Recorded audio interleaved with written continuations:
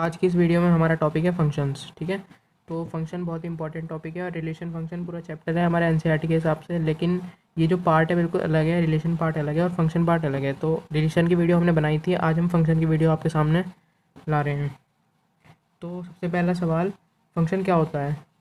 ठीक है, तो कोई भी आपको क्वेश्चन में जैसे दिया जाता है y=f, y=2x, ठीक है, या f(x)=2x, तो ये फंक्शन है।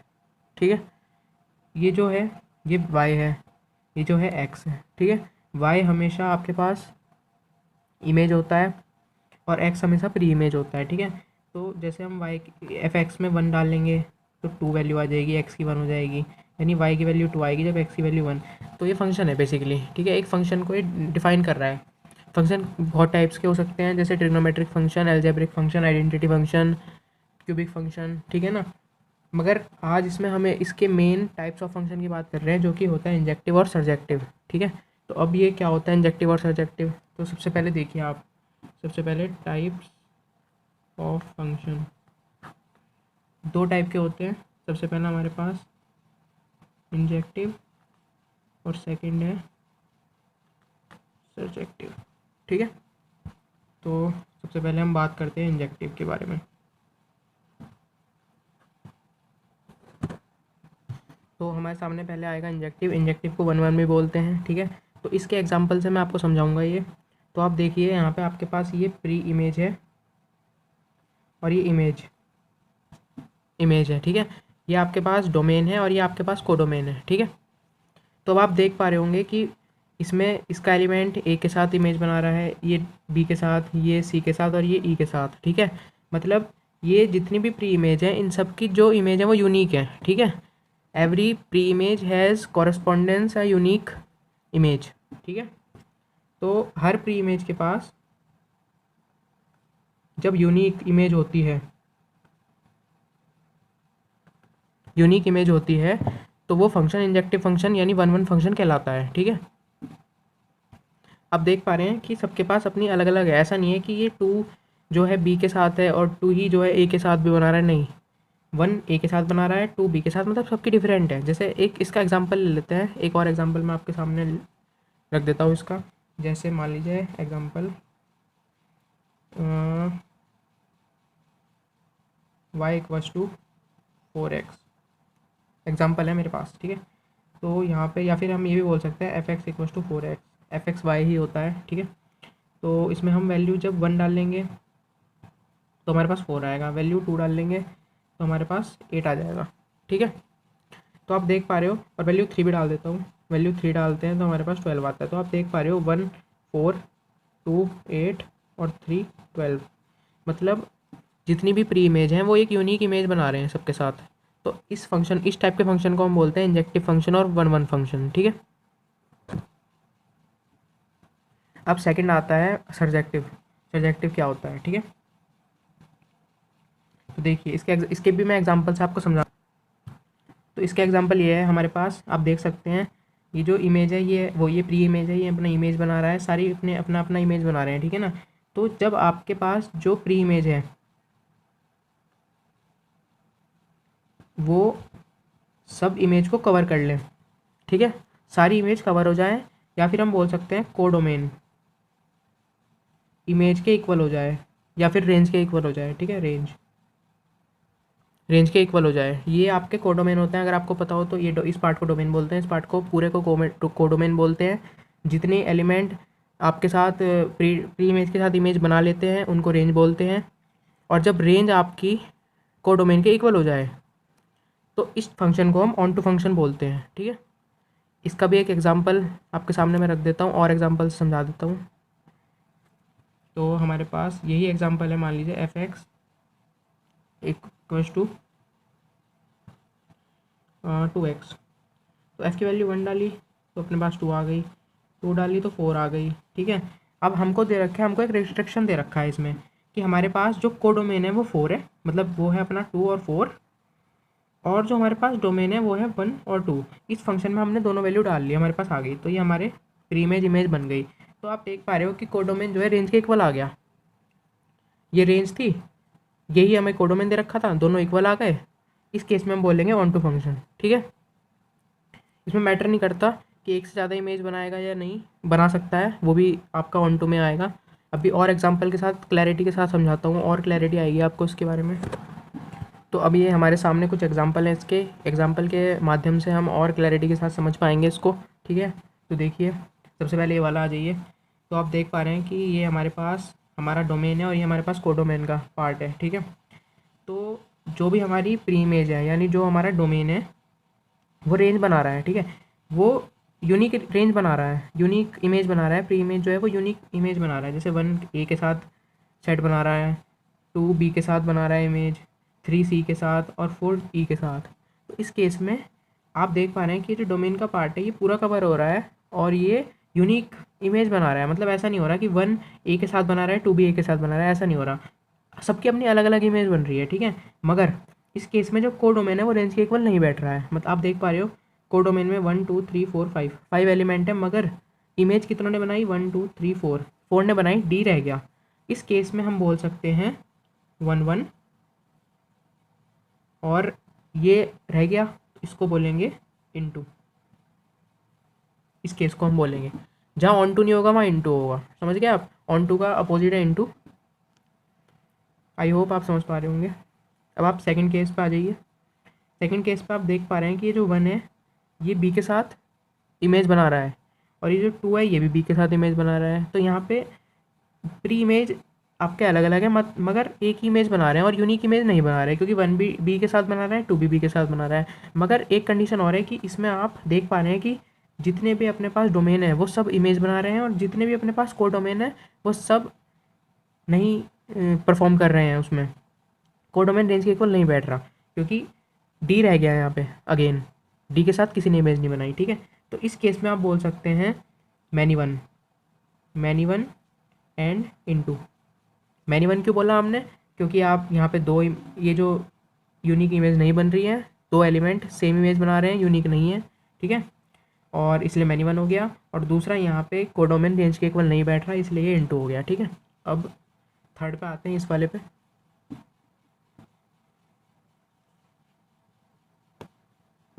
अब यहाँ पे आप देख पा रहे हैं हमारे पास यहाँ 3 डोमेन है और 4 अपने पास कोडोमेन है, ठीक है। और जितने भी अपना प्री इमेज हैं वो यूनिक इमेज नहीं बना रहे, क्योंकि 1 भी 2 के साथ, 1 भी ए के साथ बना रहा है और 2 भी ए के साथ बना रहा है, ठीक है। तो पहले ही ये हमने देखा यहाँ पे, तो ये मैनी वन हो गया एक, तो क्योंकि यूनिक इमेज नहीं बन रही।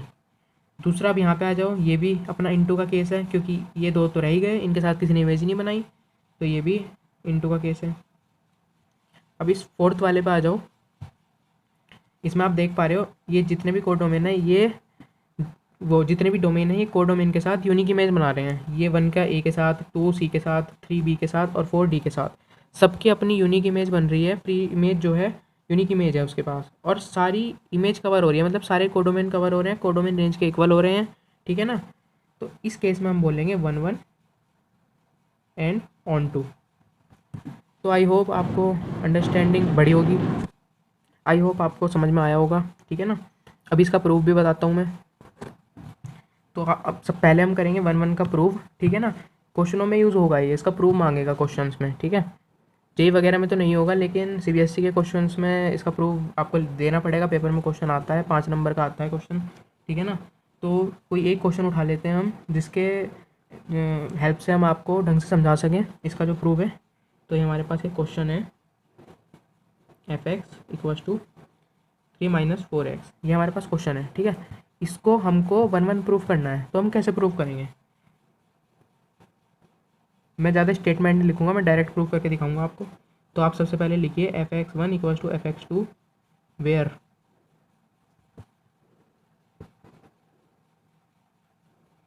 x1 x2 बिलोंग टू, जो भी आपको दे रखा होगा n या r, जो भी आपको दे रखा होगा यहाँ पे, ठीक है। फिर आप 3 - 4x1 इक्वल्स टू 3 - 4x2, फिर जब आप करेंगे तो ये x1 इक्वल्स टू x2 आ जाएगा। अगर x1 इक्वल्स टू x2 आ रहा है किसी प्रूफ के अंदर, तो ये 1 1 फंक्शन होगा, ठीक है। मगर अगर x1 not equals to x2 आया, तो नॉट 1 1, उस केस में ये होगा मैनी वन, ठीक है। अब इसी सेम क्वेश्चन का हम इसी सेम क्वेश्चन के हेल्प से हम आपको ऑन टू प्रूफ करना भी सिखा देते हैं। ये भी इसका प्रूफ है, ऑन टू का प्रूफ, ठीक है। तो सेम वही क्वेश्चन है, f(x) = 3 - 4x, ठीक है। अब आपको क्या करना है, आपको सबसे पहले मान लेना है y = 3 - 4x, और पूरी आपको x की वैल्यू y के टर्म में निकाल लेनी है, सिंपल। y माइनस आपको x = 3 - y/4, और फिर इस वैल्यू को आपको f(x) के अंदर पुट कर देना है। तो जब आप इसको पुट कर देंगे तो वैल्यू तो f(x) = y आना चाहिए। अगर f(x) = y आ रहा है तो इसका मतलब ये आपका ऑन टू है, सर्जेक्टिव है, ठीक है। और अगर नहीं आ रहा है तो ये आपका इनटू है, ठीक है। तो इसके थोड़े से क्वेश्चंस कर लेते हैं जिससे आपको और क्लैरिटी हो जाएगी इस टॉपिक के बारे में, ठीक है। तो ये हमारे पास पहला क्वेश्चन है, f(x) = 1/x। इसका आंसर लिखते हैं हम। सबसे पहले हम इसको 1 प्रूव करना चाहेंगे, 1 प्रूव करेंगे इसको, इंजेक्टिविटी चेक करेंगे इसकी। तो f(x1) = f(x2), 1/x1 = 1/x2। तो x2 = x1। तो हमारा जो है ये अपना 1 है, 1 फंक्शन है, बिल्कुल है। अब हम इसकी सर्जेक्टिविटी चेक करते हैं इसी क्वेश्चन की।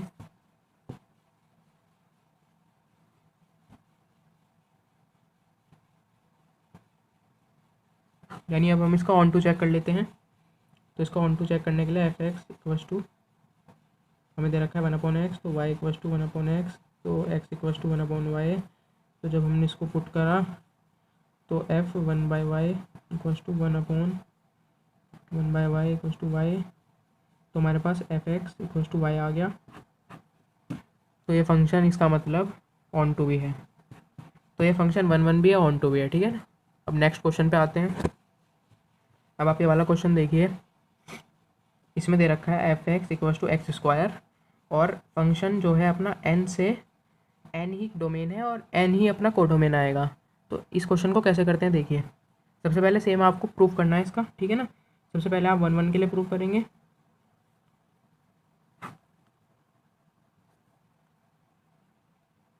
तो f(x1) = f(x2),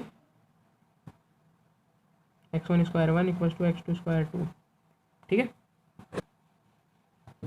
तो ये आप देख पा रहे हैं x1² = x2² हमारे पास है। तो ये इम्प्लाई करता है x1 = x2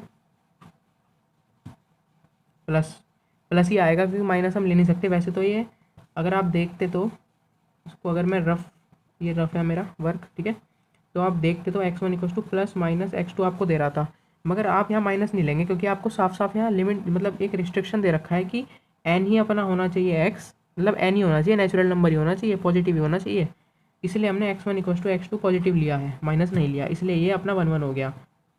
अगर यहाँ पे ये कहता है कि कोई भी इंटीजर है या कोई भी रियल नंबर है, उस केस में ये मैनी 1 हो सकता था, क्योंकि उस केस में हम माइनस को भी कंसिडर करते हैं, प्लस वैल्यू को भी कंसिडर करते हैं, इसलिए, ठीक है। अब हम इसकी सर्जेक्टिविटी चेक करते हैं।